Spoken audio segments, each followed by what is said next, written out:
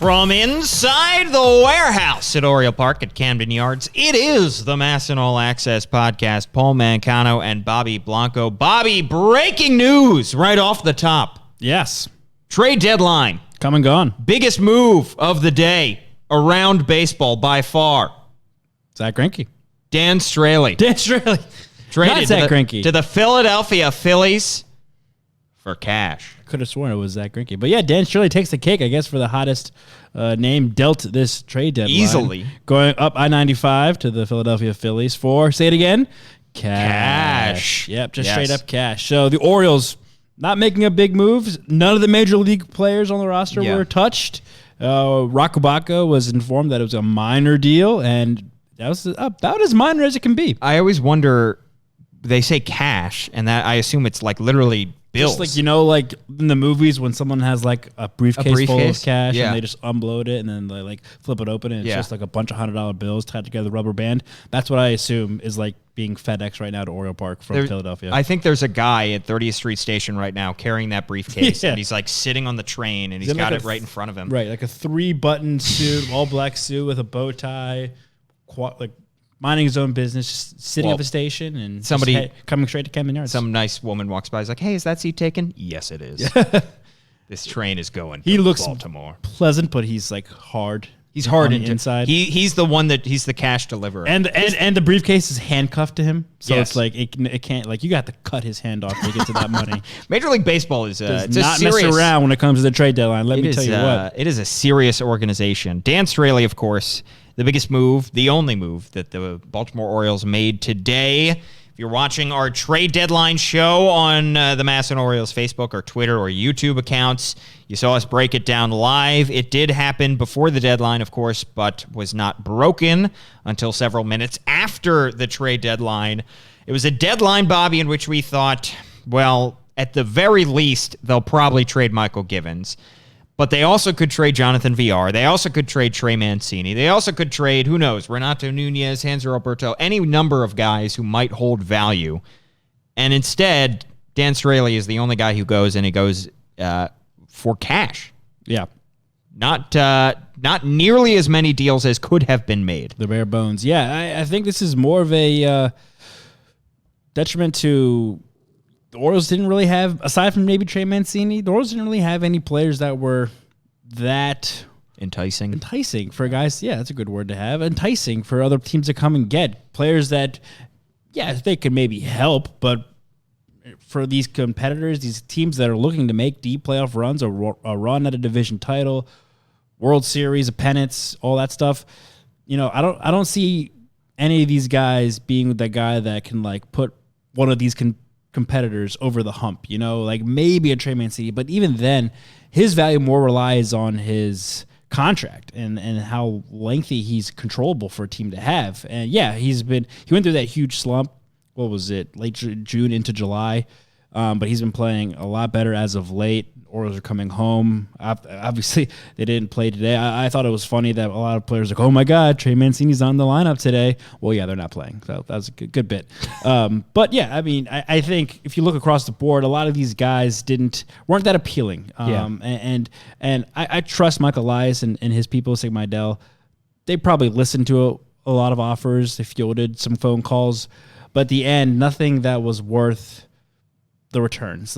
You know what? I would probably rather hold on to Trey Mancini for a couple more years, maybe or one more year, and see if he can become like the face of what we're trying to do here. Hanser Alberto is another guy. Renato Nunez, Jonathan Villar, guys that these contracts might seem like they were more for the short term, guys that were probably going to be trade pieces. I was a little bit surprised that those guys didn't go. Maybe Michael Givens too, but then again, with the Givens argument, this was such a bullpen pitcher heavy market. I mean, he had to be on the lower half of the list for a lot of teams because there were so many other good arms out there. So I think it was just a combination of the market dictated pitching. That's not really the Orioles' strength, and the players that the Orioles do have in bunches to offer weren't that all appealing. Well, first off, got to shout him out. Eric Arditi was the one with that. That was him. Yeah, those great tweets. Friend of the show. friend of the show, and the best part of it, I think, was, oh my God, Dylan Bundy is not pitching tonight. Yeah. What does it mean? What does it all mean? And as Olivia Witherite, our social media manager, said, what does it mean? Second off, I am taking off this hat because it looked ridiculous on me, but it will look great on you. Just don't wear it backwards like I did if you're a fool like I am. How do you do, fellow kids? Yeah, we're going to be teasing that later on in the show. But anyway, back to the trade deadline, Bobby. I think it's just a trend around baseball that teams, competitors, are hugging their prospects. They don't want to give up prospects, and they think that they are making a sizable upgrade to their major league roster. And none of these guys, according to teams, were sizable upgrades. Of course, a couple weeks ago, the Orioles traded Andrew Cashner and got back a couple guys who were in the Dominican Summer League. So to me, that said, okay, they're willing to trade away guys even if they get back a minimal return, so long as they're getting younger and they think they're getting more talented. But today they just didn't. And it to me, that says, there wasn't enough on the table for them to make that move. And if you're the Red Sox, the Yankees, any number of these competitors, you have to be giving up, you have to be getting a sizable return. Guys that you think are going to be good for your organization and are going to play above an average level in order for you to give up top prospects. And they just didn't. Those offers apparently were just not on the table, so they just moved forward with what they got. Yeah, and looking across the league and the different trades that were going on, and we're still getting some. Even we're recording at 5:20, whatever, and so we're well past the deadline. But more details are coming in as the league office gets them and the reporters get wind of them. But not a lot of too many top prospects were being dealt like we've seen in the past. Barely any, honestly. The only that come to mind is the Astros trade with the Diamondbacks to get Zach Greinke, and they got Zach Greinke for them. So and also the Astros have a farm system to deal from. So the Orioles don't have a Zach Greinke type player on this roster that can be worth that kind of haul with all these top prospects. So again, I think it was more of the right fit. Probably not too many calls on certain guys as they might have expected. I think you and I were definitely expecting Michael Givens to get a lot of calls. Yeah. A lot of calls on Michael Givens. Trey Mancini, again, was a name that had just became hot within the past couple of days, maybe the past week or so, but cooled off very much so in the last 24 hours, even though he had a pretty solid day yesterday in San Diego. So it's not like, I don't know. It's just, I think there were other players to be had across the market, and the Orioles just didn't have those key pieces. And I think something to impress again upon Orioles fans is that this particular trade deadline has very little bearing on the overall state of the rebuild. Right. Well, you know what? It's like, I have talked about since Mike Elias and Brennan Hyde have been hired, there have been like three main dates. Yeah. It was the draft, J2, and now today. And I would put them in that order. Of importance. The draft was definitely the most important. J2 second most in terms of getting into that pool and that crop of young players from Latin America, from outside the U.S. And then I would say the trade deadline was probably the least important day to hit big on. Yeah. And I think they hit big on 1 and 2. Obviously today, not so much, but that's okay, like you were getting to. Yeah, and it was not going to be a big day just based on the fact that this offseason, they didn't go out and sign a bunch of veterans that are on contracts that could be traded. There just weren't guys. Pretty much almost everybody on this roster are young guys, are guys that are borderline major leaguers, and are on cheap deals for the most part. So, there just weren't that many candidates to be traded. And I just think it's a trend in baseball that over the past couple of years, teams are just getting so greedy about their own prospects. Yeah. They just don't want to give them up because they know that all these guys are on these cheap contracts. They're getting them for some of their prime years. They just don't want to give up these guys. And for the Orioles, they really didn't have to do that. I mean, honestly, if they had made a trade if they had gotten rid of Michael Givens, the best they probably could have gotten back was some low-level prospects. Right, like a couple single-A guys. There was no way that there was an offer on the deal with Mike Elias for, a top 100 prospect in baseball for really any of these guys, I don't think. If there was, he would have pulled the trigger. Right. I mean, you saw Andrew Cashner, who was having a very solid year, brought back 2 Dominican Summer League Basically guys. 2 J2 two guys. Yeah. Who were 17 years old, very far from the big leagues, and may not make it eventually. So there is just not...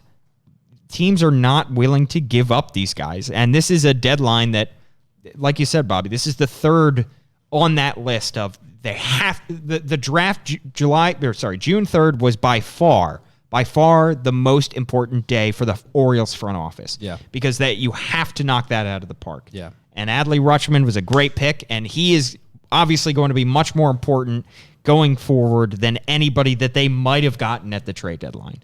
So ultimately this rebuild comes down to how you draft and the guys that you have in your minor league system already. And that's pretty much it at this point. It's just they were not set up to sell at this point, and they didn't do it. What do you think? Because I remember we had some conversations, obviously, leading up to today and off air. You felt pretty confident in the possibility, not that they were definitely going to do it, but the possibility that they were able to flip Trey Mancini somewhere. I thought so.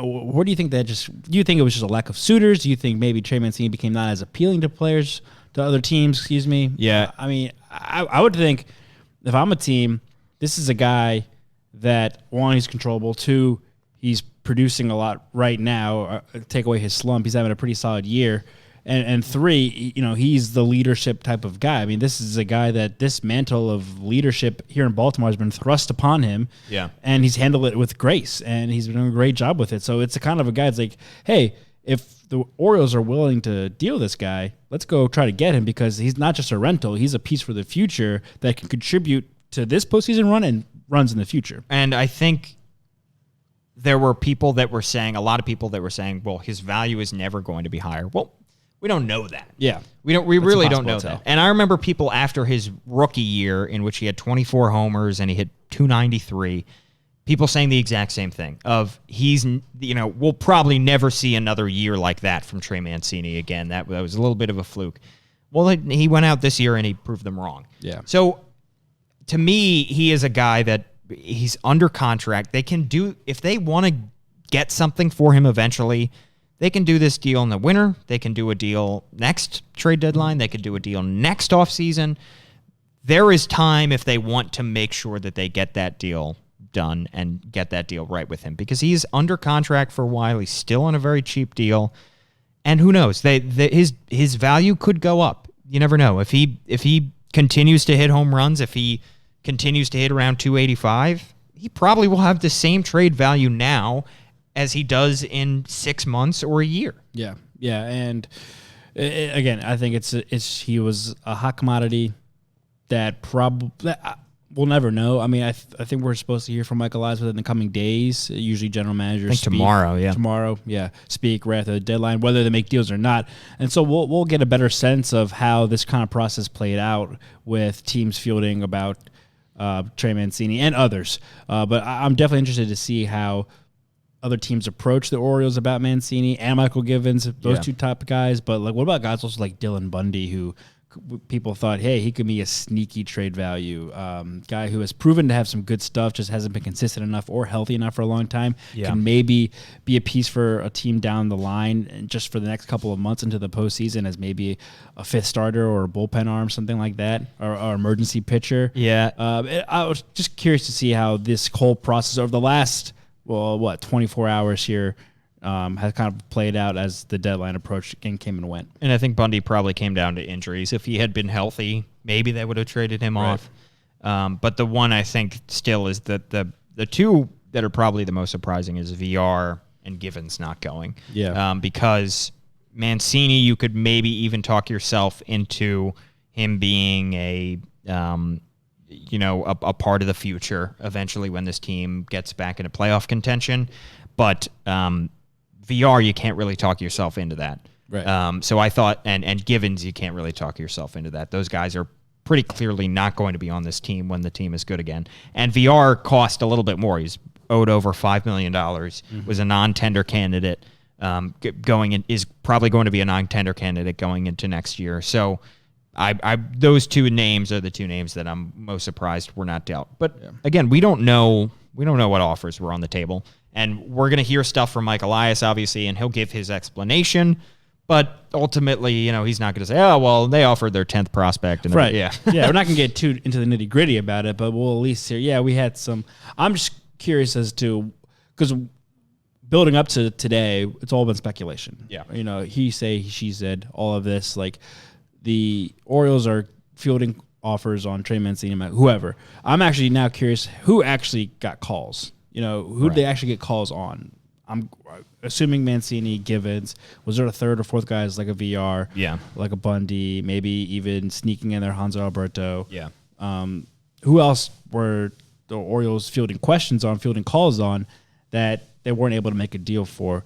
Because I think it would be really telling to see where, as more information comes out, obviously we'll get all this information, but I think we'll get a better sense of the idea of what Mike Elias is really trying to get done at this trade deadline, knowing who they were getting calls on and maybe even like what could have possibly been offered up for these players and why he turned them down. Yeah, and we're in a weird spot now with the fact that we have never dealt with this before, where there are no waiver trades in August. Right. There are no teams are going to come calling again. That's it. That's it. They're on this team, or you can DFA them pretty much from this point on. So it is just kind of a weird situation that we are all new to, and all these teams are new to. But I think overall, I can understand why fans might be kind of frustrated or disappointed. But Mike Elias doesn't really care about the outside perspective. He doesn't really care about what other. Yeah, exactly. I mean, he cares about winning down the line. He cares about the rest of the season. Don't look now, but the Orioles aren't in last place anymore. Yeah. The Detroit Tigers have the worst record in baseball. Some might argue that some might argue that gets them out of the running for a top pick, number 1 overall pick, and that could be a bad thing. Well, isn't that how it goes? What do you mean? What are you talking about? Because the Orioles won't be. I think some might argue that that's a bad thing. Oh, that's what I'm saying. Yeah. Oh, I thought you were saying some might argue that they won't get. I was like, well, that's how it works. There's no one's arguing. Some that might argue. Yes, if you win more games. So keep an eye on a 4-game series in Detroit between these two teams in September. But I think Mike Elias is focusing on these last 2 months of the season, heading into 2020, 2021, 2022, and beyond. He's not too worried. And again, I don't think. It's impossible to tell how, and again, we don't know all the prospects that were dealt over those last 24 hours plus, but it's impossible to tell how these guys will play out. Teams who are making these big moves right now are getting established major leaguers, guys who can compete at a championship level to help these guys win pennants, divisions in our World Series. And, they're giving up prospects that they felt comfortable giving up a situation. And, we've talked about trades in the past on both sides for a couple of other teams, and you never know how they're going to turn out. So I think Mike Elias did not see a trade that would have benefited the Orioles down the line. And so often in so many years, we see coming into the trade deadline, okay, these teams are buyers and these teams are sellers. And usually it's just a few teams in the middle. This year it felt like there's like 20 teams in the middle and maybe a few buyers and maybe a few sellers. Like the teams, I don't get what half the teams in baseball are doing. Right. I don't get the Giants didn't sell any of their pieces. They didn't trade Matt Bum. They didn't trade Will Smith. They didn't trade some of their more important pieces. The Mets somehow thought that they were buyers and they might have traded Syndergaard and then didn't trade Syndergaard. It's like the Yankees and Red Sox, the two teams that could be battling to get into the World Series on the American League side, didn't make any trades. It's just a weird time in baseball right now. Yeah. There are so many factors that teams are taking into account when they are building their roster. And this trade deadline was, I think, one of the weirder deadlines that we have had. Well, you've got let's look specifically in the National League too, because that's where a lot of the contenders are. Obviously, your 3 division leaders. You got St. Louis right now, LA, the Dodgers, and Atlanta. But then you have, 1, 2, 3, 4, 5, 6 other teams within 3.5 games of the wild card.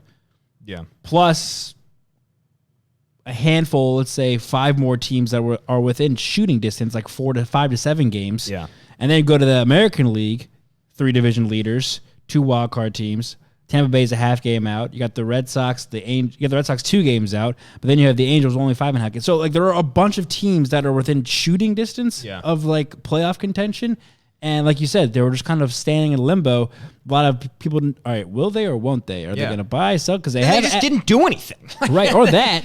But the Giants didn't do completely nothing. They were able to flip Drew Pomeranz to the Brewers. Yeah. I think they got Scooter Gennett from the Reds. But then that's but it's like what does that give? Yeah. I mean that +1, -1. Yeah, it's like okay, that's almost like a step forward, 2 steps back. Well, like the Indians trade away their ace when they're in playoff position, and I know they're trying to save money eventually. They still have Trevor Bauer under contract for 2020.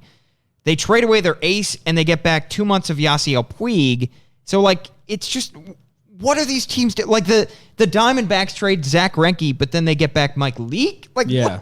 Why? All of these teams just seem to be hedging their bets in every way. It's like, maybe the Cincinnati Reds, another team. They trade away Tanner Roark, but then they also get back Trevor Bauer and then give up Yasiel Puig. So it's like, I guess they're not going for it. And then give up Scooter Gennett to the Giants. Yeah, so I guess they're not going for it in 2019, but they are in 2020. Yeah, because that rotation could be filthy in 2020. It just seems like all of these teams are content with being mediocre in a weird way.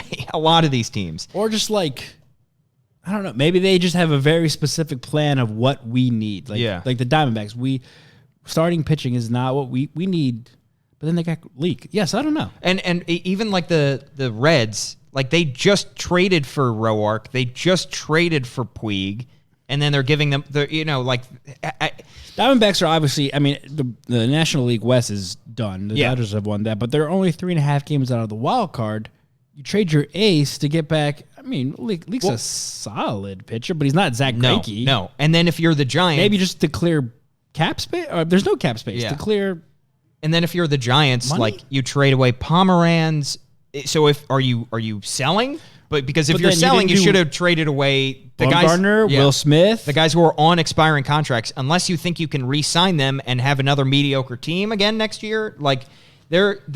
Are they going all in for Bumgarner? I mean, not Bochy his last season. Like, But then why didn't they buy? Right. Yeah. So I think you can at least be thankful for the Orioles that they are in a category. They are not in this weird middle ground of are they selling? Just do things just to do them. Yeah. Exactly. It seems like a couple of these teams that we're mentioning are just making moves just to make moves. Maybe to save face with the fan base. Like, hey, we did something, but in the grand scheme of things, it didn't really change anything. Yeah. Or clear off money. Or clear off money space. I don't know. Get under that luxury tax. We know down in D.C. that's what they were trying to do.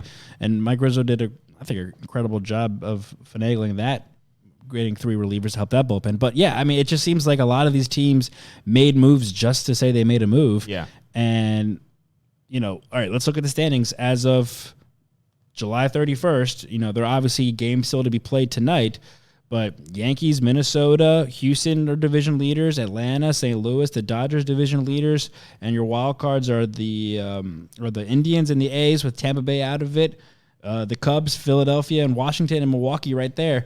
These are all going to be the teams that are going to probably be there at the end of the season anyways. Yeah. So what were all these moves made for? It's like they're all great question. I wonder how let's look at the standings as they are right now, July 31st. Let's see how they match up after September 30th, going into the postseason. And because I feel like they might be very similar. Because except for the Greinke one is the only one that can be like earth shattering, but the Astros are already in first place. Right. That's a World Series that they are going in on winning a World Series. That's what they should be doing. Right. I mean, it's exactly what they did 2 years ago when they got Justin Verlander. What are the Phillies doing getting Dan Shirley? I mean, how does that help them? The Phillies, who have major rotation needs, are like, Vargas and an outfielder are fine. Right. What?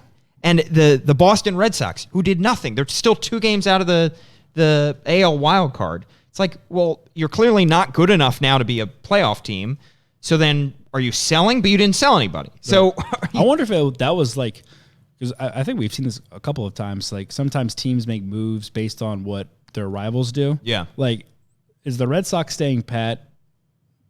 Because does that make the Yankees? No, does that make the Yankees stay pat? Okay. Like because the Red Sox didn't do anything. Is that why the Yankees? All right, then if they're not going to do anything, we probably don't have to do anything either. Yeah. Because we're way ahead of them in the standings anyway, so like they're not going to catch us. And then you saw the other flip side of it with the NL East.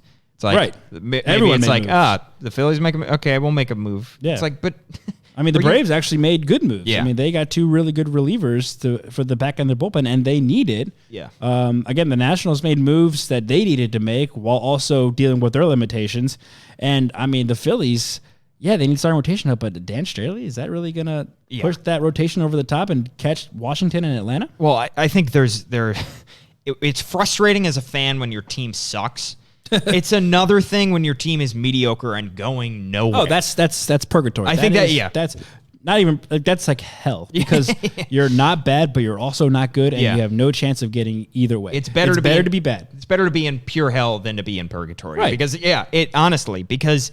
if you are a fan of one of these teams that is right around 500 or like. There are often times with these teams, there's no real future unless you have a star in your system that's on his way. Right. Unless you have a really loaded farm system. But then there are so many teams right now that are just mediocre, and it seems like they're content with being mediocre. I'm taking my bias aside, I would much rather be an Orioles fan than like a Diamondbacks fan right now, because the Diamondbacks just traded away the ace. And now you're still, even with Zach Greinke, you were a 500 club. And now you're still going to be 500 for the next couple of years with maybe a shot at the NL wild card. Cool. Yeah. At least the Orioles are going to be bad for the next couple of years with a purpose of being bad, getting top picks, using J2, trading not useless, but like assets that are not part of their long-term plans to build for the future back into contention and back into contention in a couple of years, as opposed to just being middle of the pack for all of eternity. And you don't even have the benefit with a lot of these teams of at least you're like, oh, well, at least we got our guys, and at least, like we have the same group of players that we can root for and follow. A lot of these teams are revolving doors now. Yeah. Like the Reds, it's like you get on board with the Yasiel Puig bandwagon for 3 months, 4 months, and then he's out the door. So like you can't even root for these guys. Yeah. So it's like not only are we mediocre, but we're gonna make moves that just kind of they don't go anywhere, and they just kind of upset everybody because they take away guys that you already like and follow. Yeah. Like fans still care about specific players. So for the Orioles, it's like yes, they have been a revolving door between the minor league system and the major league team. They still have a group of guys that you can at least follow. At least Orioles fans also, they didn't trade Trey Mancini. You still get to watch Trey Mancini and go to the ballpark and see him for several months. Right. For the rest of the year at least. You still get to see Jonathan VR. You still get to see Dylan Bundy when he comes back from the IL. So, like, there are benefits to being a team that knows where they are, has a set deadline for we are going to be good by this date, and they have it. They might not be willing to reveal it. Maybe not a set deadline, but a set plan. A plan. Right, They're going somewhere. Yeah, they're a checklist. All right. Exactly. These are the dates we need to reach.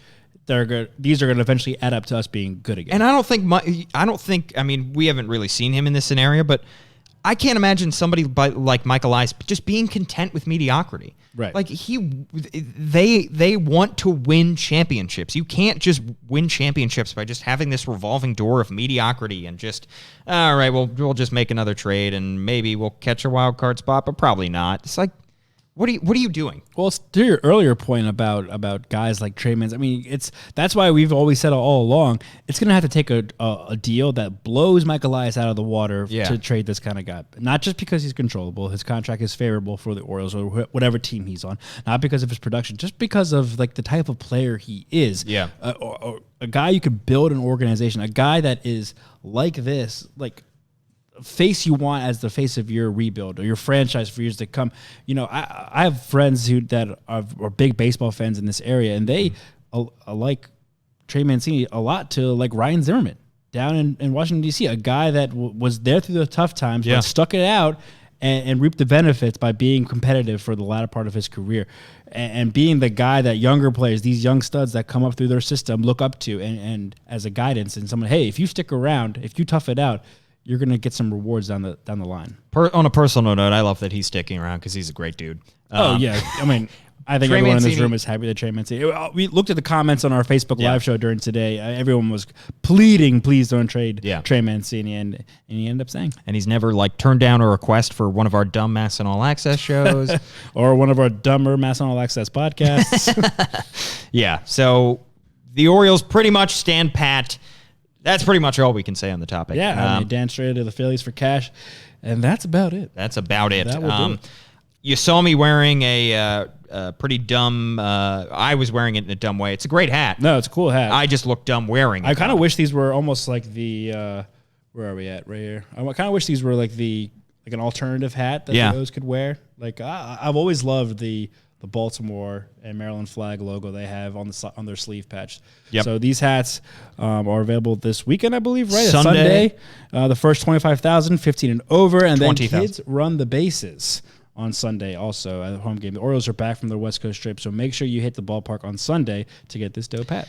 They have tomorrow, also on August 1st, a new promotion, which was pretty cool, the Dog Days of Summer, Dog Days of August, which are turning into days where you can bring your dog, of course, special ticket required. But, I know that my girlfriend will be bringing her adorable dog, Helga, tomorrow down to the Oriole Park at Camden Yards. It's a good Big dog. day. It's a good dog. If you're worried about the heat, don't worry. They have lots of water everywhere for them. Probably the best dog-style treats I've ever seen at any ballpark. Great pretzel-style treats. It's just great stuff. A lot of fun things happening at the ballpark. You can still come down to Opassi and see Trey Mancini. Can still come down and see these guys that you thought might have been traded today. Make sure you come down Friday night too. Stranger Things. You get this Orioles dressed as Dustin from your Stranger Things guy. I am. I have not watched the season finale. Oh, okay. So no don't spoilers for ruin Paul. No spoilers for Paul, but Oriole Bird bobblehead dressed as Dustin from Stranger Things. That is Friday, and tickets are almost sold out, so make sure you grab those up as soon as you can before they're sold out. And then one more, that T-shirt, Bobby, Walk with Elias. Here we go. Walk with Elias. Saturday's WWE night special ticket again required. And a Saturday roof deck sessions are part of the Women of Country Music summer music sessions at Opaki this summer. Birdland Summer really Music like this. Series. This is really cool. I'm not even a WWE guy, Paul. I'm not a really big wrestling fan, but I get the bit, and that's a pretty solid looking T-shirt right there. Even sponsored by WWE. So this is Saturday. Make sure you stop by. Special tickets required. Buy up those tickets ASAP. Yeah, and I think actual Elias is going to be there, which is... Hope we get him in the shirt. Yeah, If he's not wearing the shirt, Bobby's going to be pissed. Just kidding, Mike. Good stuff. All right. Well, thanks for tuning in. Of course, like, rate, subscribe, all that good stuff on YouTube, Facebook, SoundCloud, Spotify, Apple Podcasts, Google Play, Twitter? I don't even know. MASN Orioles on Twitter, Facebook, MASN All Access on Facebook as well. If you're watching along. Our personal accounts. Our personal accounts. I'm at Bobby_Blanco. Paul. I'm at Paul Mancano. Thank you guys for tuning in. Keep those comments rolling. We'll see you later.